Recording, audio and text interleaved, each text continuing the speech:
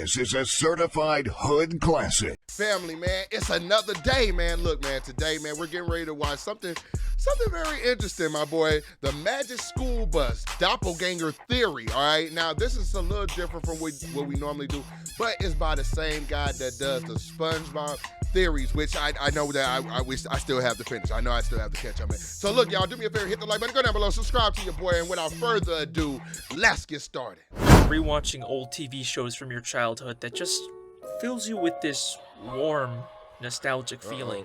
Even though you're older now and your tastes have changed, these shows can still connect with you in ways that... You know something finna come when he start out just this nice and sweet and shit? Nothing else can today. That's at least how I feel when I rewatch The Magic School Bus. A show That's a butthole, ain't it? Before everything became cynical and edgy. A show that just wanted to teach people how the world works. Yeah, but right. Then you find something in that show that you don't remember. Something dark. Janet, you want proof? I'll give you proof. Here's proof of what'll happen to you if you stay here with your stuff. Ain't that kind of stupid? Here's proof. I'm going to show you proof that you'll die by me dying, and I don't want you to die, but I'm going to die and show you about dying. Wait, what?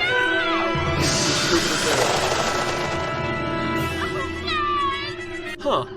That's weird. I don't remember Arnold dying in the show. He definitely did. And I remember the that. more I rewatched, the more I realized how much I missed as a kid. And I knew I had to make my next theory about this. Inside the Magic School Bus is a culture of fear and lies, all to hide a massive secret. Trust me, this theory is just as dark or complex as any of my SpongeBob theories. This is the Magic School Bus Doppelganger Theory. He is getting ready to ruin the Magic School Bus for us. Just be prepared. Be prepared. He's getting ready to ruin that shit. I see him already right now. Getting ready to fuck it right up. Going undercover to recruit gamers to play ass gas. The Magic School Bus is an animated educational kids show that aired from 1994 to 1997 and later got rebooted on Netflix in 2017. It follows Miss Frizzle and her class of 4th grade students as they use the Magic School Bus to go on crazy field trips to places like outer space, inside the human body, and traveling back in time, all to Right, bro. They used to travel back in time, and you know, Miss Frizzle, she got that wop. We know. Learn about how the world works. Like a lot of you, I watched it in school growing up, but it wasn't until recently that I started to question some things about the show. I know she's like, thick as do hell. the parents know that their kids are regularly going on these dangerous, life-threatening expeditions? Hell no. And how is Arnold still alive after taking off his helmet in space? Yeah, that nigga's dead. That nigga dead as hell.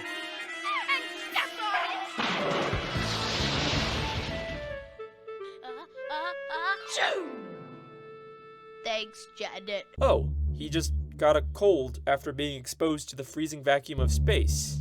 That's it. Something seems wrong here. But wait, before we even They made a new nigga, bro. They made a new Arnold and begin to question the logic of the show, we have to ask if there's even anything here worth theorizing about. I get this comment all the time. It's just a kid's show. And you're right. When it comes to most kid shows, there's usually no internal logic to how or why things happen. And it would be pointless to try and make a theory about it.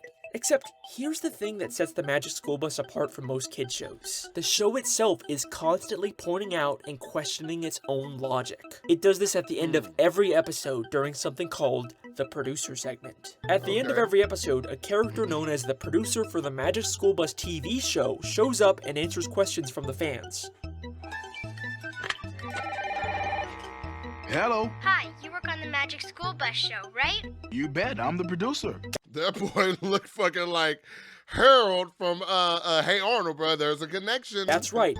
Just like SpongeBob, the Magic School Bus breaks the fourth wall and acknowledges the fact that it's a TV show. Except, the Magic School Bus does it in a very interesting way. At first, I thought this character was supposed to be an animated stand-in for the actual real-life producer of the show, but the producer doesn't talk about the show like it's animated. He talks about it like it's a live-action production. How come there was only one kind of bat on your show? There are almost 1,000 different kinds, you know. Well, those kind of bats were banned from the set. In fact, everyone talks about it like Batman, it's a live-action TV show. Is this the bakery where they filmed that Magic School Got Mario in this bitch. Bus show? Yes. What we are seeing here is not the actual producer of the PBS animated Magic School Bus show. We are seeing a fictional producer character for an in-universe live-action TV show inside of the real-life animated Magic School Bus show. It's confusing, I know. Think of it like a mockumentary where the filmmakers are just as much a part of the story as the characters. Right. So, just like my SpongeBob television theory, everything we see in the show is being filmed by in-universe cameras, and everything that happens is just scripted for the purposes of creating an educational live-action TV show. Since when can a bus Crazy. shrink and sprout legs like a bullfrog? Since the scriptwriter wrote it in for the purposes of this episode. You didn't believe the Hilarious. part where the kids got so close to the volcano. It's television. We all know real kids don't go inside volcanoes. And another thing, if an astronaut Right. ever does make it to Pluto, she'd better not take her helmet off.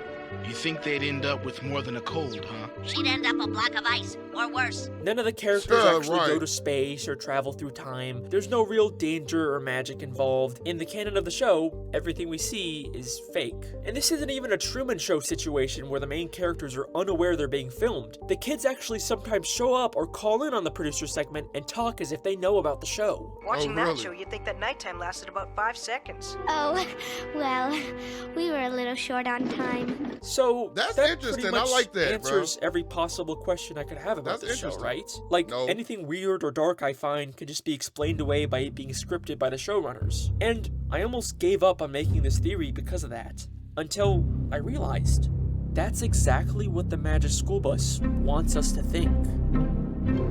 Is that right? Dastardly ass, boy. The cover-up. What the fuck kind of Law and Order shit is this?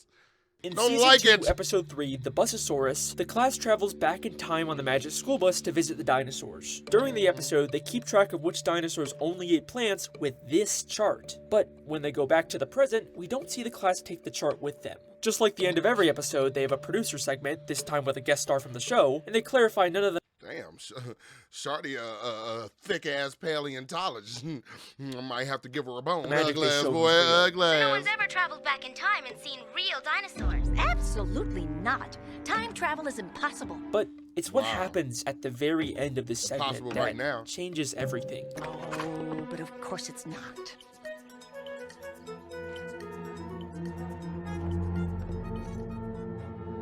Huh. How could they find the dinosaur chart buried underground if the time travel wasn't real? This directly Could wait. Could they have not just put it there and filmed it just for that segment? Like, just put it on a pile of dirt, dust it off, and filmed it? Because if they left it there in prehistoric times and then they came back to dig it up, it would probably be a lot dirtier, a little more fossiler than it was looking like right there. You know what I'm saying? contradicts what the producers are constantly saying about the show. And this happens all the time in the producer segments. Which reminds me why I called in the first place. Yes? I'm still waiting for someone to get that pile of litter off my planet. Everybody knows there's no such thing as ghosts. You could never use gum for bungee jumping, not in a million years. I wish you guys would stick to the facts. It took water more than 15 million years to carve out the Grand Canyon. About as long as it's going to take you to freeze that water. The impossible things that happen on these field trips are clearly real in the canon of the show, but why are they lying about it? In fact, they seem to get kind of nervous whenever the callers get pushy about what's real and what's not. It would have taken weeks for the asteroid to reach the sun. You made it seem like it could happen in seconds. Well, we had to fake it. Ms. Frizzle must be magic. Why do you say that? What was that? That? Oh, that was just the sound of Liz stretching the truth.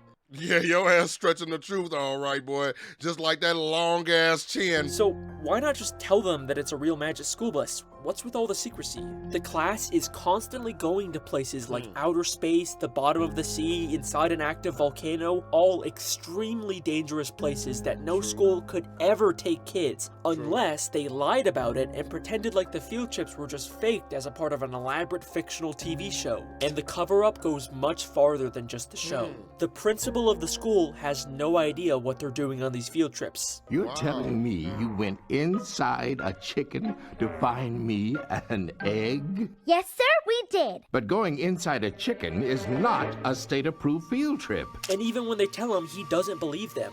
Right, Martin Luther King looking ass, boy. He look like Martin Luther King on the Static Shock animated show, boy. God, I miss Static Shock, bro. I miss Static Shock so much. You really expect me to believe that the chicken laid an egg with all of you inside it? And even the parents don't know what's going on. And now, live from the throne. Ralphie, that little girl looks just like your friend Wanda. Who, her? No. Wanda's much, shorter. Ralphie, I know that guilty he's look. gonna be lying. What's going on? TJ Detweiler looking ass nigga. Nothing, Mom. Don't he? Really? Oh, I'm sure they were just hanging around. A witch. Right, Ralphie? Right, Miss Frizzle. It's never explicitly stated in the show, but if you pay attention, it's clear that these field trips are a massive secret, and the kids are actively helping hide it. But Miss Frizzle, we can't let Mr. Junket know the bus is magic. He can't know what he can't see. But what why? does that mean? I could see why the producers are hiding the secret, but why are the kids in on it? Maybe it's just because they love the field trip so much, and they know that if the secret got out, they wouldn't be able to go on them anymore. No, their ass is getting paid. Their ass is getting moolah. Their ass is getting money. They getting paid off to do that weird shit. I'm telling you. I think there might be something more going on here. In the very first episode of the Magic School Bus, Arnold brings his cousin Janet to visit his school, and she mentions that Arnold told her all about the field trips they go on. Arnold told me all about your field trips, Dorothy Ann. What did he say? Look at their reactions to hearing this. They are terrified of someone else knowing the truth. Now, I've already shown you that clip of Arnold taking off his helmet and freezing in space, but I didn't show you why he did it. Throughout the entire episode, Janet is trying to collect proof to prove that she went to space. And in order to convince Janet not to bring back incriminating evidence, Arnold does this. There's no way I'm going home without my stuff. It's proof. Nobody will believe me without it. Janet, you want proof? I'll give you proof. Here's proof of what'll happen to you if you stay here with your stuff. Arnold, no! Arnold is more afraid of Janet exposing their secrets than taking off his helmet in space. Or maybe he's just a dumb kid, though. You know what I'm saying? Like, maybe he's just a dumb kid, didn't think about it, got real emotional and shit. I'm trying to make some shit make sense here, guys, but maybe he's got a point. I don't know. He probably got a point. What could these kids possibly be so afraid of happening if the truth got out? Well, in Season 1, Episode 11, we actually do get to see what DA thinks would happen if her old teacher found out about their field trips.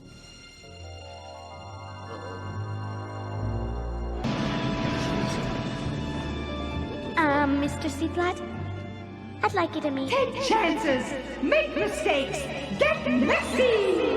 Hell no. Oh, we never did anything like this at our old school. Holy shit. It's Miss Frizzle. They're all afraid of Miss Frizzle. Miss Frizzle may seem like this quirky, fun, eccentric teacher, but she is constantly manipulating these kids into being afraid and totally obedient. In episode 2, Arnold asked Miss Frizzle if he could skip the field trip. Miss Frizzle, I'd really love to go on a field trip, but I've got this weird feeling. Well, Arnold, I do need a volunteer to stay behind. She casually says he can stay behind, but then without telling him, they shrink down and go inside of Arnold for their field trip. That bitch!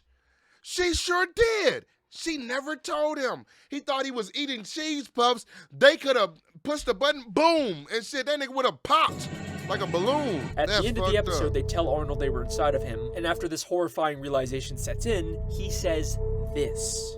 You went inside? Miss Frizzle, no matter what, I'll never miss another field trip. Never, ever, ever, ever. The message Miss Frizzle is sending is clear. If you disobey or try to miss a field trip, there will be consequences. And if you don't believe me, in the very next episode, the exact same thing happens. In this episode, Ralphie gets sick and his mom tells him he has to miss school, but Ralphie vehemently tries to fight it. It's my opinion, as your mother, and as a doctor, that you have a fever, which means you are sick, which means you are going back to bed. But But Mom! Seems kinda weird, right? Oh, no. Usually kids love to miss school, especially a slacker goofball character like Ralphie. But no, Right. he knows there will be consequences if he misses a field trip. And as Ass expected, whooping. the class goes to his house, shrinks down, and goes inside of him. It's like an unspoken rule of the class. If you miss a field trip, you will become the field trip. There is a culture of fear and lies in the classroom, and Miss Crazy Frizzle is at the ass. heart of all of it. No matter what, you must keep her secrets and continue going. Bro, you see how engaged I am in that? Now I'm not even making jokes no more. I'm not even making jokes. I'm getting horrified, bro. This nigga has successfully so far ruined the Magic School Bus for me.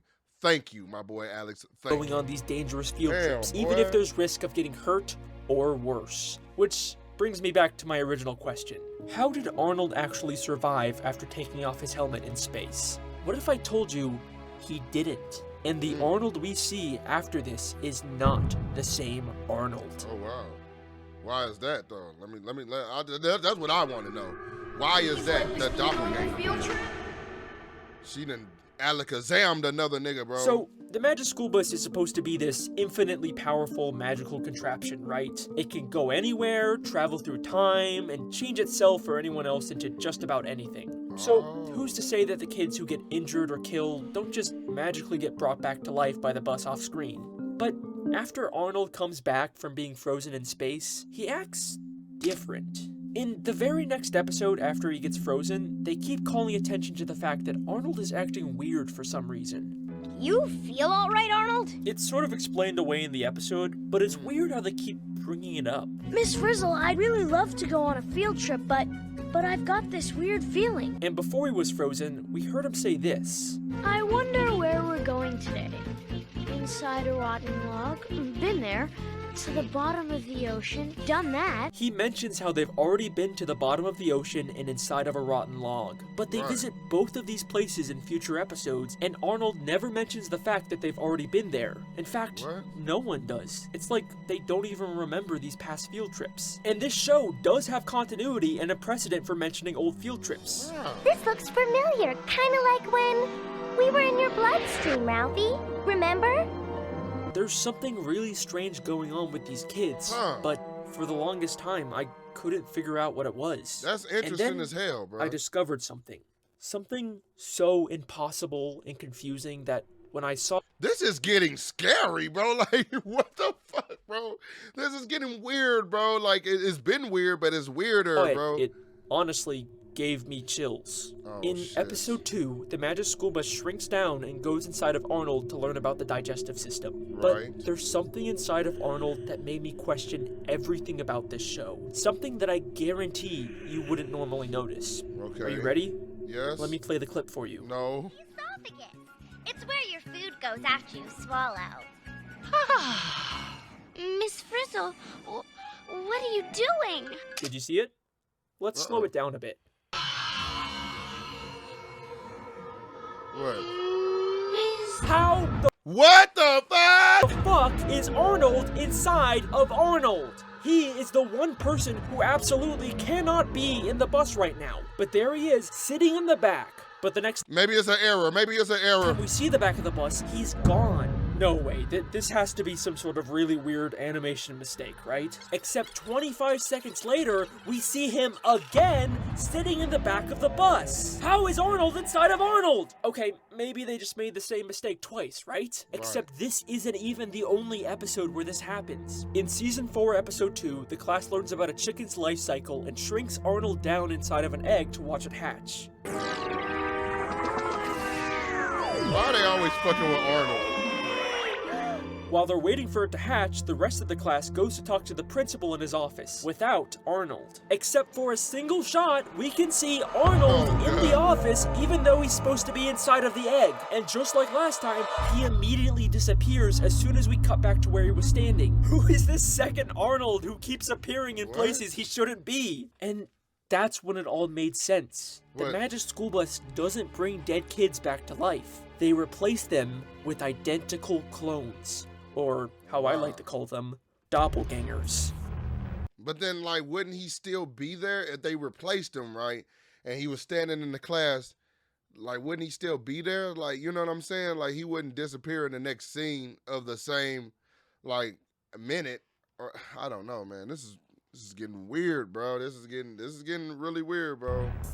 It is no coincidence that this second Arnold showed up in the episode immediately after Arnold died in space. This is either the Space Arnold's body or some sort of rogue doppelganger they lost track of, trying to blend in the back of class. But wait a second.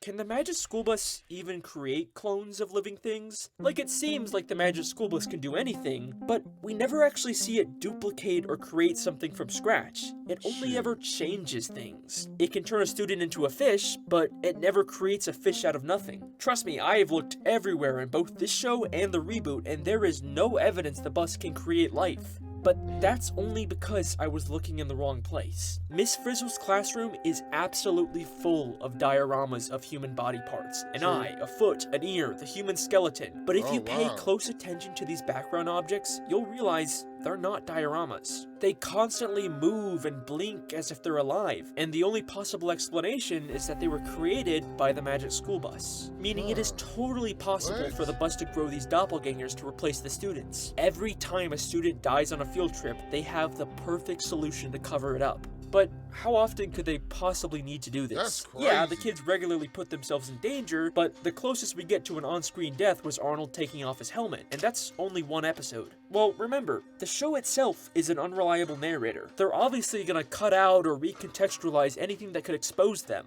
But I think they let an important clue slip in the very first episode. Remember, when Arnold came back from being frozen in space, he was sick, which seemed to carry over with how weird he was acting in the next episode. Maybe when a doppelganger is created, they come out very weak from the cloning process and have the symptoms of a sickness. Is it possible every time a character gets sick in the show, they've actually been recently replaced with a doppelganger? How else does the producer know details about Ralphie's specific sickness?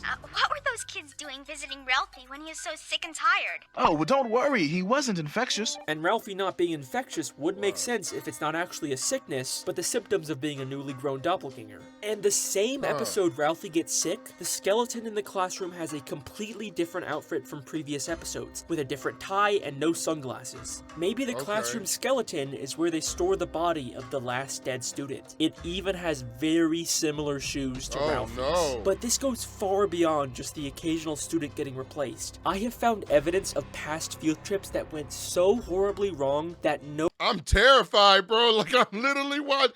Like, I'm like, I can't even say shit, bro. I'm just looking like. No student came back from them alive. In episode 4, they shrink down and take a field trip into the ocean. Eventually, they get fished out by a fishing woman who says this. Nope. Already have a bus. Look out! Why would she have already fished up a miniature bus from the ocean? I mean, maybe it's like a toy or something, but that's not the only time something like this has happened. In Season 2, Episode 1, they explore an underwater volcano and briefly pass by a random sunken ship. Except, if you look closely, it has a figurehead of Miss Frizzle on the front of the ship. Why on earth would a random ship at the bottom of the ocean have this? Well, it looks a lot like when the Magic School Bus turned into a boat in Season 4, Episode 13, and had a figurehead of Liz, the class pet. These are the wreckages of past failed field trips where nobody returned alive. There have been countless children who have died on these field trips, but why? What is the point of all this? Who's really running the show here, and what is the true identity of Miss Frizzle? What the fuck? What? This got even darker. I don't want to continue this. This has got even worse. They all died? The Magic School Bus TV show is run by the producers we see at the end of every episode. You bet, I'm the producer. Oh yeah, no, you're a fucking freak. You're a weirdo. One of them. There's 2 characters who have been called producers of the show, and we never find out their names or where they came from. But do they look familiar at all to you? They have a very similar appearance to Tim and Wanda. Is it possible the producers are actually the original students who survived all these years? And the similarities go far beyond just their appearances. The male producer is seen working on a bee farm that we've never seen before, but Tim mentions in Season 3, Episode 1 that his grandpa owns a bee farm. I've been delivering honey from my grandpa's bee farm all summer. Maybe the producer is working on his grandfather's farm, And just like how the producer works on storyboards, we see Tim working on his comic books. The female producer has a big plush frog in her office, and we know Wanda used to have a pet frog that she loved. You know, Miss Frizzle, I was really glad when you said I could bring my best friend Bella the bullfrog to school. In fact, in Season 1, Episode 5, Wanda has to let her pet frog go to live a happier life in the wild, and we see the producer rewatch this scene and cry. Bye, Bella. I know you're going to have a good life here, but I am going to miss you. Bella. I swear, bro, the kids are cartoon. Our old kids' cartoons were fucked up, bro. If this is true and this is real, our old kids' cartoons were fucked up, bro. Like, they ass was doing weird shit to kids and doing all this stuff, and we just, it would just fly right past our heads, bro. Like, that's crazy. I think it is very likely that the producers are the original Tim and Wanda. But what about the rest of the original students? Maybe Tim and Wanda are the only survivors, but I did find this guy working at a carnival in Season 2, Episode 10 that looks a lot like Ralphie. And I could also totally see Ralphie growing up to work at a carnival. But then what about Miss Frizzle? Even though we see the producers running things at the end of the episode, it seems like Miss Frizzle is also in charge of the show. You really expect us to believe that Mikey had the power to actually knock the bell clear off the hammer slammer? Just between us, we had a story conference about that, and it was Miss Frizzle's idea. But we know nothing about Miss Frizzle's past, and obviously she doesn't resemble any of the kids like the producers do. I mean, the closest comparison we have is Arnold with their similar hair color, but obviously Arnold is male and Miss Frizzle is female, right? And that's what I thought too, until I discovered pickle theory. Pickle theory is not a theory I created. Wait, you are not getting ready to tell me that Arnold is Miss Frizzle and that boy had a sex change, bro? Hell no. It's something I discovered while researching for this video. It stems from this weird moment in Season 2, Episode 7 with Miss Frizzle. Whoa! There's a ton of pickles in here. You caught me, Ralphie. Oh, I have a private and powerful passion for pickles. I bet you do. A private and powerful passion. That girl was taking pickles up the cooch. Even if I told you the context of this episode, this moment wouldn't really make sense. Miss Frizzle just has a secret closet full of pickles and a private and powerful passion for them for some unexplained reason. But this is where pickle theory comes in. To understand pickle theory, you need to understand that there's a common medication used in hormone therapy for trans women that has the side effect of making you crave sodium. And pickles are very salty, so they've become a common snack in the female transgender community. And pickle theory states that this weird moment with Miss Frizzle admitting to a private craving for pickles is a hint about her actually being a transgender woman. And I think it's a cool theory. I just want to go on record by saying those comments I made earlier about her having that wop and that nice ass top. Oh God, no! Oh, she deceived me! But probably not Arnold, enough evidence to win me over yet. And even if it is true, there's definitely not enough evidence to say Miss Frizzle is the original Arnold. I mean, she doesn't even wear glasses like him. But then I watched Season 4, Episode 10, where we actually get to see inside of Miss Frizzle's house for the very first time. And I found a picture on her wall that is going to blow your mind. A picture of someone who looks a lot like a female version of Arnold, right down to the yellow and white shirt and glasses. I think this is what Miss Frizzle looked like as a kid. Either she's transgender, or the cloning process can just create different gender versions of characters, but whatever it is, you can't tell me this doesn't make it seem like Frizzle is a female version of Arnold. Even her name, Miss Frizzle, sounds fake. It sounds like something she just made up because she has frizzy hair, a trait that she shares with Arnold. All of the people running the Magic School Bus show are the original versions of the students, creating doppelgangers of themselves and forcing them to go on dangerous field trips. For the TV show, bruh. That is kind of fucked up because it's like, even though the doppelgangers are not real, even though the doppelgangers are based off of real people, they're still real in a sense. They still have thoughts, ideas. I think they hurt, they live, they love, and they care. And so that would make them real people. I don't know if they would have a soul, but that is crazy, bro. I don't know, man. But why?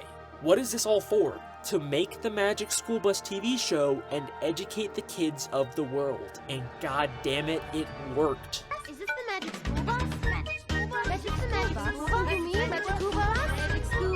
coming for a few years. Magic school bus? I want the magic school bus! I want the magic school bus! In this universe, everyone knows about the Magic School Bus. It is a massive success. If you want to educate the world, then in the words of Miss Frizzle, you have to take chances, make mistakes, and get messy. Get very, very messy.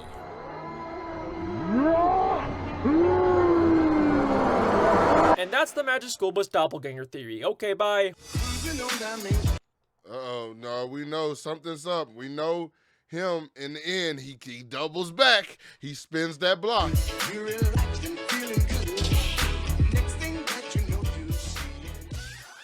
No, it's not over. Thanks for watching, everyone. This video was a lot of fun to make, and it was a good break from all the work that went into Don't Feed the Muse 2. Okay, maybe like I said, this video isn't related to that series or the ARG. I'm still going to be making these separate standalone theory type videos on the side. I know it probably seems like I hate making theory videos from Don't Feed the Muse.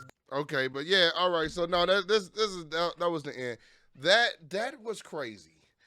That I you know what? I knew when clicking on it, it was going to ruin my love for the Magic School Bus. I'm gonna be honest with you. I don't really have that much love for the Magic School Bus. It's just nostalgic. That's all it really is.